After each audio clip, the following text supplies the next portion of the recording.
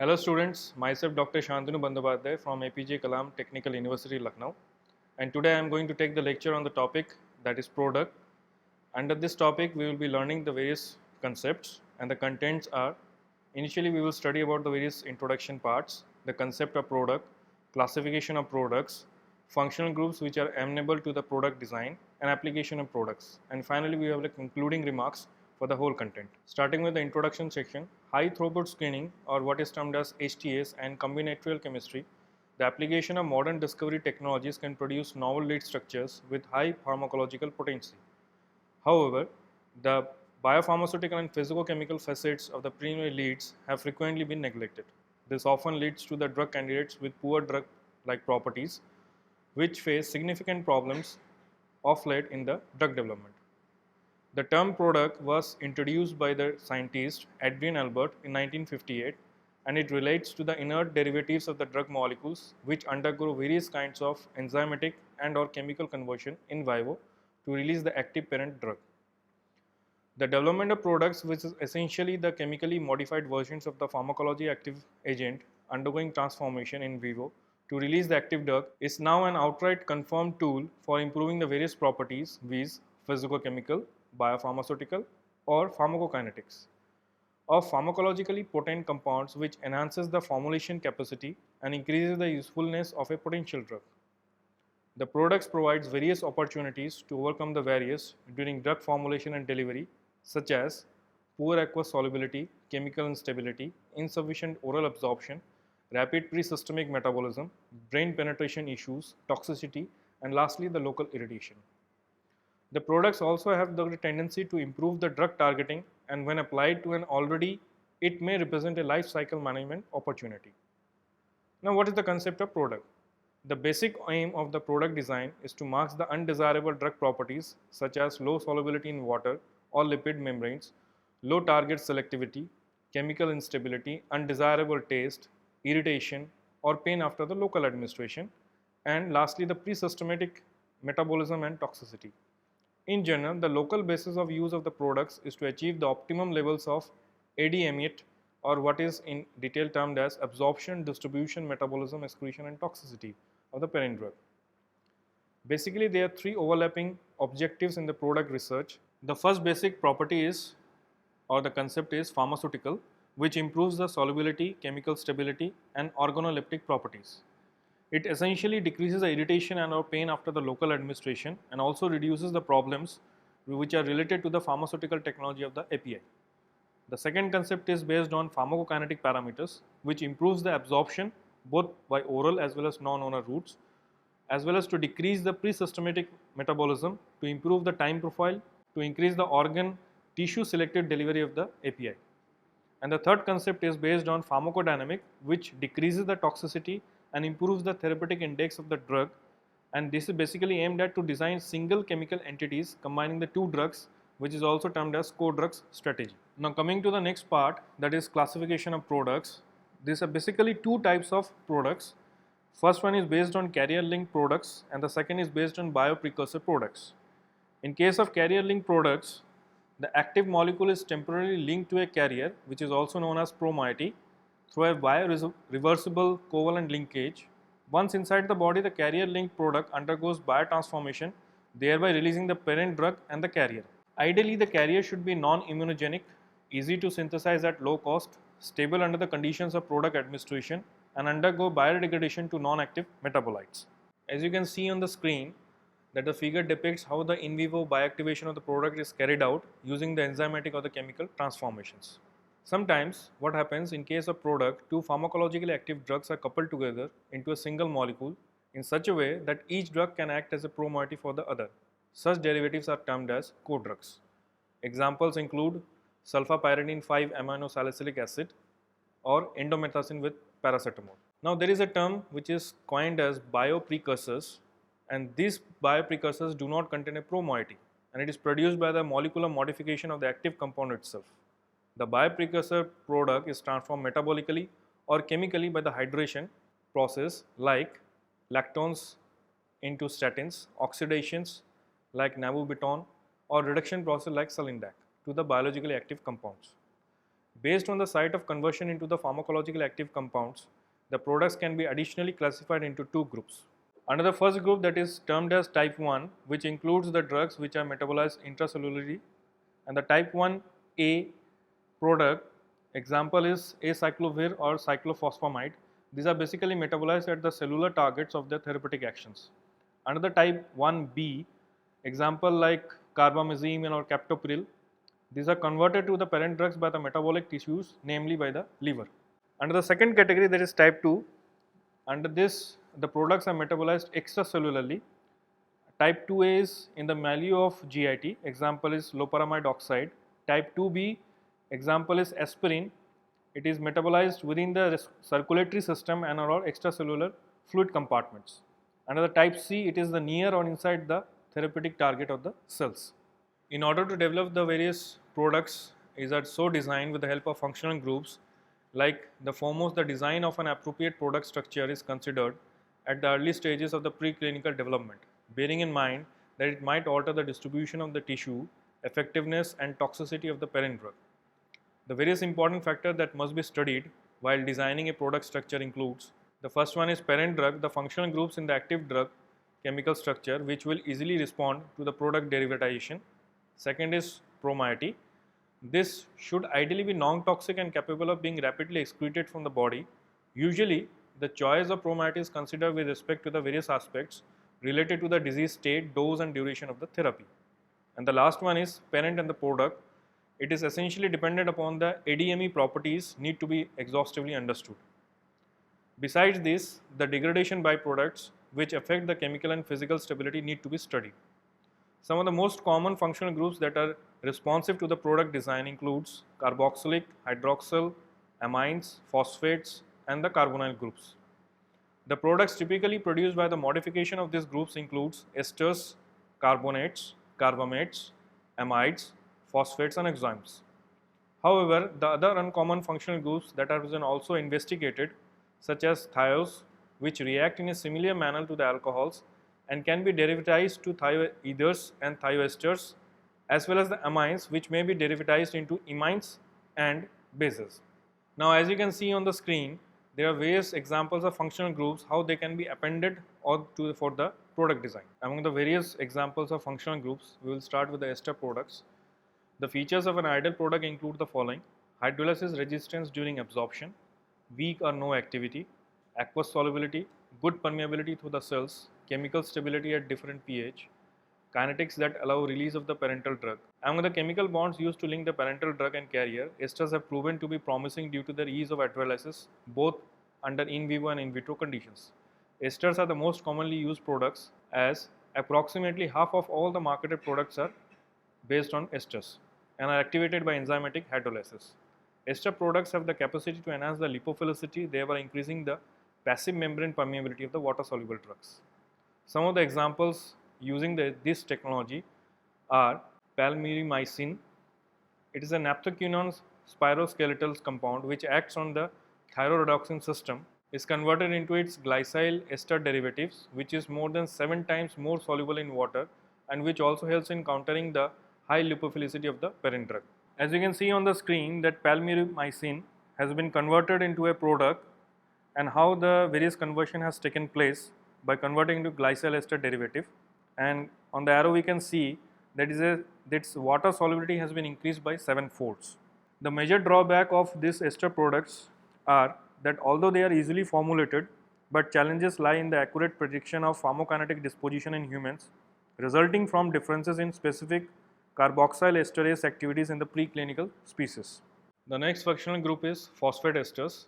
Hydroxyl and amine functionalities of poorly water-soluble drugs can be easily derivatized to phosphate ester products, which enhances their aqueous solubility to allow for oral as well as parenteral administration, which is due to the presence of diionic phosphate promoiety.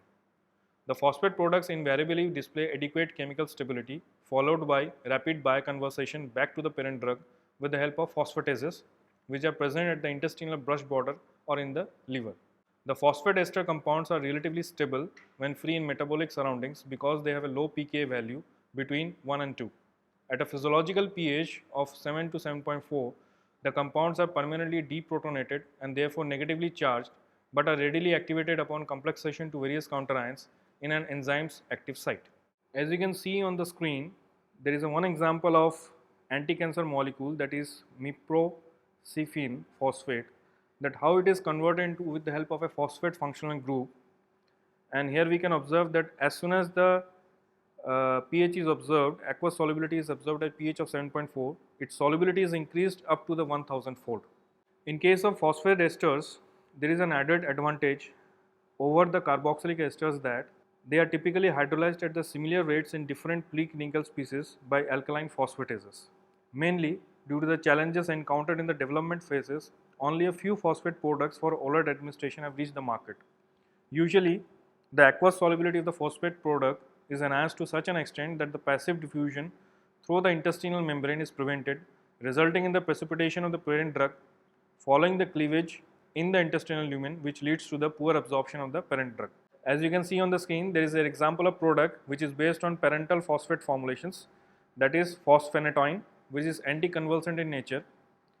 Here it has led to the aqueous solubility significantly in higher side. Now the third functional group that can be added for the product design is the carbonates or the carbamates.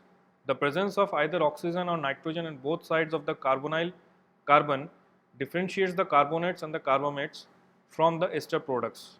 These type of products are more stable towards hydrolysis as compared to the ester products, but at the same time more susceptible to the hydrolysis than amides. The esterases are known to convert these products to the parent drug. There is an example of that product which is termed as Z-melagatran, which is anticoagulant in nature. It has been shown that the oral viability has substantially increased up to 20% as compared to the parent drug. Coming to the next functional group, that is amides as product of carboxylic acid and amines.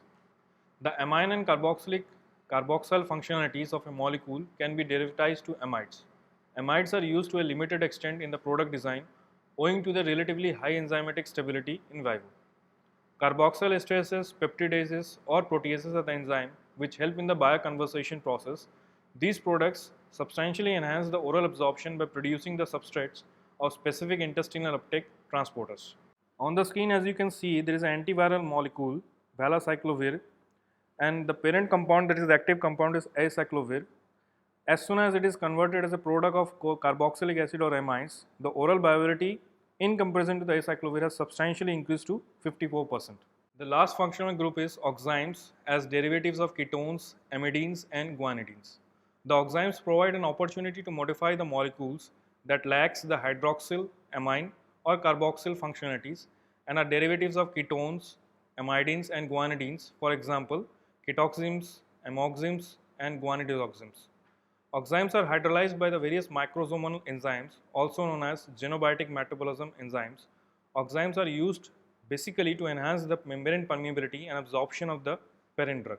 Now coming to the next section, that is applications of product, we can see holistically there are various areas where we can apply the product concept, like improving the aqueous solubility, improving the lipophilicity, improving the oral absorption, site-specific drug delivery, then carrier-mediated absorption, improving the parenteral administration, as well as the improving the topical administration. Now if you look into the individual sections, how we can improve the oral absorption. Like in case of most of the drugs, the viability is controlled by the fraction absorbed and the clearance of the drug. So FA, or the fraction absorbed, is largely controlled by the physicochemical parameters of the parent or the product, that is its GIT permeability, solubility, dissolution rate and the dose number. FA can also be improved by enhancing the dissolution rate, aqueous solubility or the permeability. In general, some of the product strategies overcome the poor absorption by enhancing the permeability, which is effectively achieved by masking the polar or charged moieties of a poorly permeable parent drug. These products are often carboxylic acid based esters. In case of oral absorption, it is also imperative to understand the physicochemical and biological factors that are limiting the oral viability of a compound before embarking on a product strategy. As it is known that the maximum achievable oral viability, that is Fmax, of a parent drug is a function of three parameters, that is Fa, fraction of the dose that is absorbed after oral administration, Fg, fraction of the dose that escapes intestinal metabolism, Fh is the fraction of the dose that escapes hepatic metabolism. On the screen you can see the example of a product, that is oseltamivir. it is converted by esterases, and therein the oral bioavailability has been increased substantially to 80% in comparison to the parent drug. Now coming to the next application, that is improved aqueous solubility. Approximately 40% of the drug candidates produced from combinatorial screening programs have poor aqueous solubility. That is, they have an aqueous solubility of less than 10 micromolars. The conventional formulation strategies such as particle size reduction, salt formation, complexation, and solubilizing excipients do not provide adequate solubility. In these cases, products offer an alternative tool to overcome the solubility limitations of the poorly soluble drugs when first pass metabolism is low to moderate and not the main case of systemic drugs availability. There are various strategies in order to enhance the solubility profile of a parent drug. Like a parent is a BCS class 2 drug that is having low solubility and high permeability. Second, the high dose oblique solubility ratio, that is the highest targeted parent drug dose, will only dissolve in the volumes much larger than the 250 ml over a pH range of 1 to 7.5.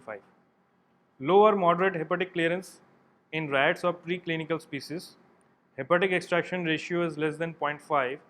High permeability during in vitro assays such as CAC2 cell line studies. Fraction of dose absorbed after oral administration is calculated or measured to be low, that is less than 25%. As you can see on the screen, there is an example of product which is water soluble in nature, that is Salindac. This is a bioprecursor product that does not contain a promoiety, but instead its inactive sulfoxide form is reduced to the active sulfide form after oral administration or the oral absorption. Salindac sulfoxide, the product is about 100 times more water soluble than the pharmacologically active sulfide. Also, you can see that once it is incorporated as product, the solubility has been enhanced, especially with in terms of lipophilicity, where the log P is 1.5 to at the pH of 7.4, which essentially provides a more efficient oral absorption. Another application of product is improved lipophilicity. The products are generally used to mask the polar and unionizable groups within a drug molecule with the aim of improving the oral drug delivery. Increasing the drug lipophilicity promotes the membrane permeation and oral absorption. Now within this there is another strategy, that is permeability enhancing. It can be applied when low intestinal permeability of the parent drug is a major barrier to the bioavailability, but not the hepatic metabolism. The parent is a BCS class 3 drug that is high solubility and low permeability. It is having low or moderate clearance in the rat or other preclinical species, and the extraction ratio is also less than 0.5. The low in vitro permeability during the screening assays and FAS calculated or measured to be low, that is less than 25%. For example, the product of melagatrine, that is zimelgatrine, it is basically a zwitterion, which when converted into product, the bioavailability has substantially increased to 3 to 7%. Another approach or the application is based on carrier mediated absorption.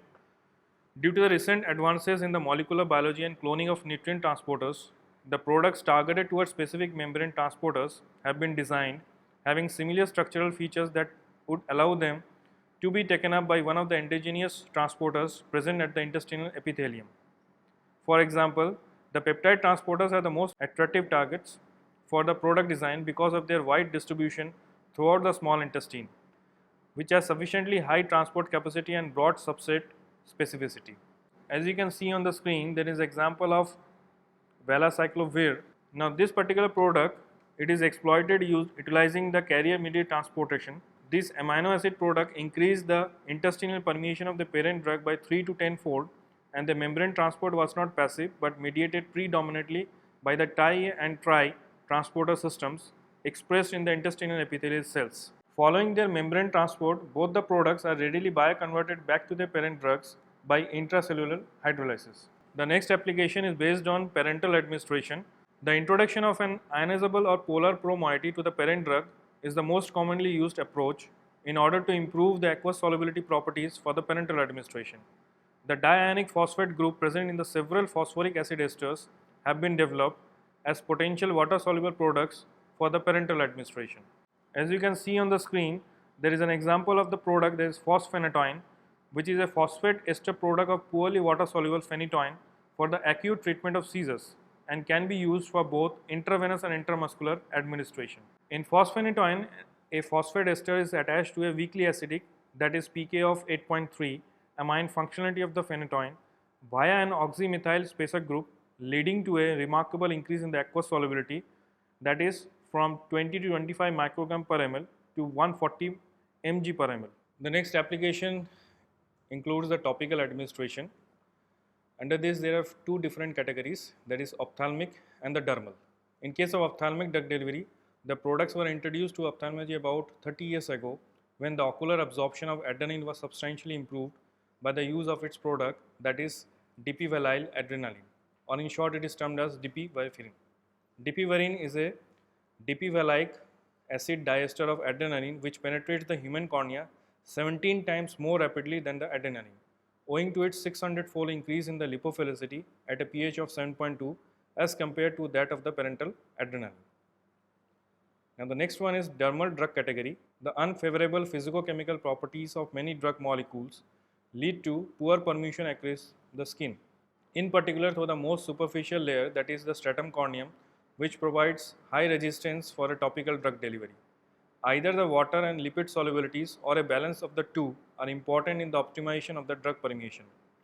These optimal features can often be achieved by products. In case of tazarotene, its active carboxylic acid form is esterified to a more lipophilic ethyl ester which still maintains the adequate water solubility. The tazarotene was effectively and reliably absorbed percutaneously, exerted less skin irritation, and was rapidly converted to tazarotenic acid. The less lipophilic tazarotenic acid subsequently released showed no accumulation in the fats and other tissues, in part due to the reduced systemic half-life of this parent drug, achieved by the introduction of a metabolically labile sulfur group that undergoes rapid oxidative deactivation and thus prevents accumulation in the tissues. Now the last part of application is site-selective drug delivery. An ultimate goal in the drug delivery is that it is site-selective, and this may be the most exciting possibility that products offer. Site selectivity may be achieved in 4 different ways. First, by passively enriching the drug in the organ. Second, by selectively metabolic activation through specific enzymes. Third, through transport mediated delivery, and the last is by antigen targeting. And under this, there are 2 types of targeting. The first one is CNS targeting. Clinically, the CNS is one of the most challenging organs to the target, mainly due to the blood-brain barrier. A clear understanding of the transport mechanisms and the enzymatic activity of the BBB helps in achieving enhanced CNS delivery relative to the other sites of the body. For example, the product of dopamine, that is levodopa, which is a substrate for the neuroamino acid transporter expressed at the BBB. Having entered the brain tissue, levodopa is rapidly converted back to the dopamine, and being a hydrophilic molecule, it is trapped there, enabling its pharmacodynamic effects. Traditionally, to increase the CNS drug concentration, the lipophilicity of the parent drug is increased. For this to be successful, the product must have easy access to the brain tissue. Bioconversion back to the parent drug should be highly site selective, and prolonged retention of the parent drug within the brain tissue should be exhibited. The second is tumor targeting. The basic aim in cancer therapy is to design an explicit inactive product which is selective not only to the tumor cells wherein the active drug may be released without causing any toxicity to the healthy tissues. Increase in the levels of certain enzymes in the cells have been exploited in targeted product tumor delivery. The classic example in case of tumor targeting is capecitabine. It is an orally administered carbamate product of 5-fluorouracil that requires a cascade of 3 enzymes for the bioconversion to the active drug. The intact capecitabine is absorbed from the intestine and undergoes bioconversion in the tumors, thus avoiding any systemic toxicity. The viability of 5-fluorouracil after oral administration of capecitabine is almost 100%, with the Tmax of 5-FU is reached within 1.5 to 2 hours. On the screen, as you can see, that there is a structure of the capecitabine on the extreme left. As soon as it enters into the liver, it is affected by the 2 isozymes, thereby converting into the different structure whereby the carbon dioxide is released. Then finally, as soon as it enters into the tumor part or the liver part, it is again transformed into a different structure. And finally, as soon as it targets the actual tumor, it is the 5-fluorouracil you can see. Now concluding the today's module, the product approach to the drug design is a versatile, powerful method that can be applied to a wide range of drug administration routes and formulations for many types of parent drug molecule. However, for product strategies to be successful, analysis of parent drug properties, and the proper identification of the barriers are very crucial. Clinically, the majority of the products are used with the aim of enhancing the drug permeation by increasing the lipophilicity and more recently by improving the water solubility.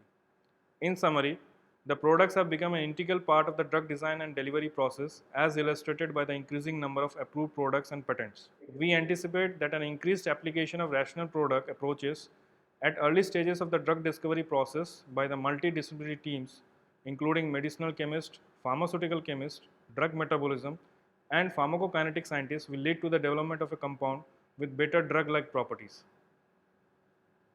Thank you.